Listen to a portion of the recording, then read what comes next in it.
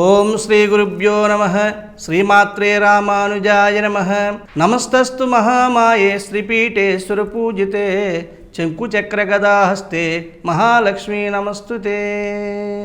అంబా రౌద్రాణి భద్రకాణి భగావలి జ్వాలముఖీ వైష్ణవీ బ్రహ్మణీ త్రిపురాంతకసురాసురదే దీప్యమాన మనోజ్వాల చాముండాస్తపోషణి రక్షణీ జననీ దాక్షాయిని సిద్ధుపరపరదేవతం భగవతి శ్రీరాజరాజేశ్వరి.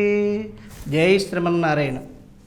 ఈగల మీడియా ప్రేక్షకులకు నమస్కరిస్తూ ఈరోజు మనము స్వాతి నక్షత్రం వారు ఏ దేవుణ్ణి ఆరాధించాలనేటువంటి విషయాన్ని మనం చెప్పుకుంటూ ఉన్నాం. ఈ స్వాతి నక్షత్రం వారు సుబ్రహ్మణ్య స్వామిని ఆరాధించాలి.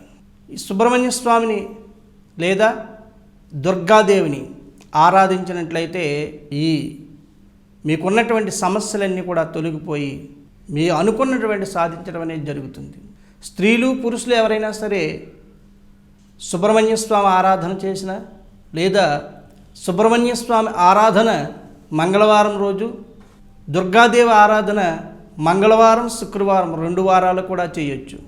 మీకు ఏ దేవుణ్ణి అనుగ్రహం కావాలనుకుంటే, విద్యార్థులు ఉన్నారంటే సుబ్రహ్మణ్య స్వామి ఆరాధన చేయండి. అదే మరి కుటుంబ సభ్యులు ఉన్నారనుకోండి, దుర్గాదేవి ఆరాధన చేయండి. మీ సమస్యలన్నీ కూడా తొలగిపోతాయి. విద్యార్థులు కూడా తమ అనుగుణంగా దుర్గాదేవిని కూడా ఆరాధించవచ్చు. మీకు ఉన్నటువంటి సమస్యలన్నీ కూడా చెప్పుకోండి. ఆ స్వామివారి దగ్గరికి వెళ్ళి, ఆ అమ్మవారి దగ్గరికి వెళ్ళి, ఈ అమ్మవారిని పూజించేటప్పుడు అమ్మవారికి ప్రీతికరమైన పదార్థము తీపు బూందీ పదార్థాన్ని తీసుకుని వెళ్ళి అమ్మవారికి ఎర్రటి పువ్వులు పట్టుకెళ్ళి, అదేవిధంగా సుబ్రహ్మణ్య స్వామికి కూడా ఎర్రటి పువ్వులు పట్టుకెళ్ళి మంగళవారం రోజు ఆ స్వామివారిని అర్చించి పూజించి ఆ స్వామివారికి ఆ మిఠాయి పెట్టి అక్కడ నైవేద్యంగా పెట్టి ప్రదక్షిణ చేసి ఆ చుట్టుపక్కల ఉన్న వారందరికీ కూడా మీరు పంచిపెట్టండి. ప్రతి మంగళవారం సుబ్రహ్మణ్య స్వామిని దర్శనం చేయడానికి ప్రయత్నించండి. ప్రతి మంగళవారం దుర్గాదేవిని దర్శించడానికి చూడండి. ప్రతి నవరాత్రులు ఉత్సవాల్లో మీరు దుర్గా నవరాత్రులు ఆచరించడానికి ప్రయత్నించండి. మీకు సకల ఐశ్వర్యాలు కలుగుతాయి. అదేవిధంగా నాగపంచమి, నాగచతుర్థి, సుబ్రహ్మణ్య షష్ఠి, నాగుల చవితి ఇవన్నీ కూడా మీరు ఆచరించండి.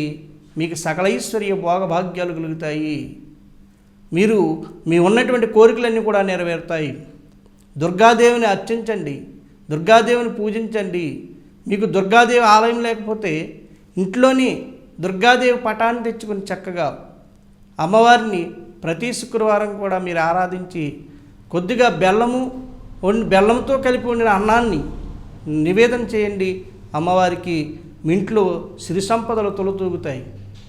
చక్కగా మీరు ప్రతి శుక్రవారం కూడా గడప శుభ్రంగా కడుక్కుని, పసుపు అలంకరించి, కుంకుమ బొట్లు పెట్టి, మామిడి తోరణం కట్టుకుని చక్కగా శుక్రవారం రోజు అమ్మవారికి శుభ్రంగా అమ్మవారిని అర్చించి పూజించిన తర్వాత ఆ బెల్లంతో తయారు చేసిన అన్నాన్ని అమ్మవారికి నివేదన చేసి ఆ యొక్క ప్రసాదాన్ని అక్కడ ఉన్నటువంటి వారందరికీ కూడా పెట్టండి. చక్కగా ఆ యొక్క అమ్మవారి యొక్క అనుగ్రహం కలిగి సకలైశ్వర్య భోగభాగ్యాలు మీ ఇంట్లో తులతూగుతాయనడంలో సందేహం లేదు.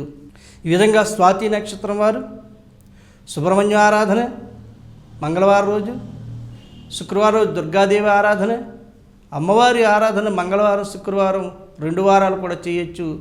ఈ విధంగా మీరు అమ్మవారిని, ఆ సుబ్రహ్మణ్య స్వామిని ఆరాధించి సకలైశ్వర్య భోగభాగ్యాలు పొంది సకలైశ్వర్య భోగభాగ్యాలతో తొలతూగాలని చెప్పేసి భావిస్తూ ఈ కలియుగ దైవమైన వెంకటేశ్వర స్వామి మీ మీద ఎల్లవేళలా సిరి సంపదలు కురిపించి ఆయురారోగ్యంతో తీర్చిద్దాలని చెప్పి భావిస్తూ లోకా సమస్తా సుఖినో భవతు.